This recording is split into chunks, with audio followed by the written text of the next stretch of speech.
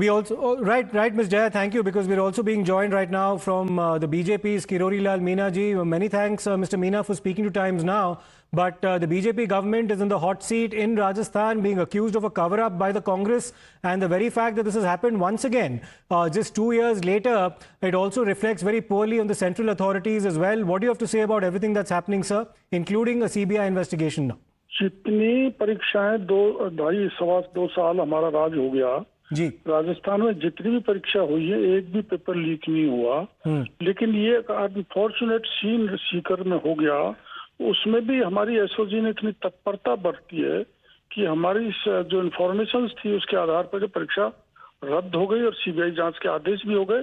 अब जो भी है वो बचेगा नहीं, सीबीआई आने के बाद दूध का दूध पानी का पानी हो जाएगा। और जो प्रतिपक्ष के लोग जो सवाल उठा रहे थे, कह रहे थे कि ये सरकार इसको दबाना चाहती है, हम मना कर रहे थे, कोई दबाने का सवाल ही नहीं उठता। और ये हुआ कि मामला आखिर में सरकार ने सीबीआई को दे दिया। सीबीआई को तो दे दिया है सर, लेकिन ये फिर से 2 साल बाद हो रहा है, इस बार राजस्थान में हो रहा है। आप कहे कि कोई लीक नहीं हुआ है पिछले 2-3 साल में राजस्थान को लेकर, लेकिन इस बार तो हुआ है। और सवाल ये पूछे भी जा रहे हैं कि ये रोका क्यों नहीं गया, सबसे पहली बात। और दूसरी बात, उन 23 लाख स्टूडेंट्स को अभी क्या होगा जिन्होंने 3 तारीख को एग्जाम दिया था? What about their fates?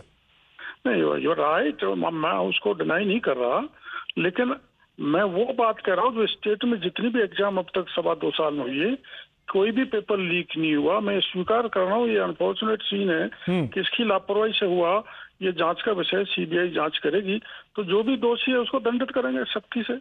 जो भी दोषी है उन्हें दंडित करेंगे, लेकिन कोई अकाउंटेबिलिटी भी तो होनी चाहिए मिस्टर मीना इस मामले में। आपकी एजुकेशन मिनिस्ट्री इस बारे में क्या कर रही है? ये सवाल हम केंद्रीय सरकार से भी पूछेंगे, but there should be accountability. Do you at least on behalf of your government will you issue an apology to the 23 lakh students who suffered as a result of this? बिल्कुल, जो भी कोई इसमें इन्वॉल्व होगा मिलेगा, सीबीआई की जांच में उजागर होगा। हर एक की, चाहे वो कोचिंग सेंटर है, चाहे कोई प्राइवेट मैन है या सरकार का कोई अधिकारी कर्मचारी है, अकाउंटेबिलिटी जरूर फिक्स होगी और उसके खिलाफ कार्रवाई होगी। खास करके उन स्टूडेंट्स को क्या कहना चाहेंगे जो इसका पूरा परिणाम अभी भुगत रहे हैं? उनको ये भी नहीं पता कि एग्जाम डेट अगला क्या होगा, सारी जो प्रेपरेशन थी उनकी it's gone to waste at least at this point, क्योंकि उनकी सारी एग्जामिनेशन जो 3 तारीख को हुई थी वो कैंसिल हो गई। आप स्टूडेंट से क्या कहेंगे सर?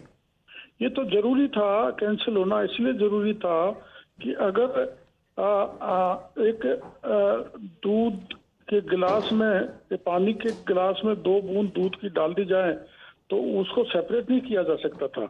इसलिए चाहे कितनी भी गड़बड़ हुई है, चाहे कम हुई है, तो ये परीक्षा रद्द करना ही एक अल्टरनेटिव था।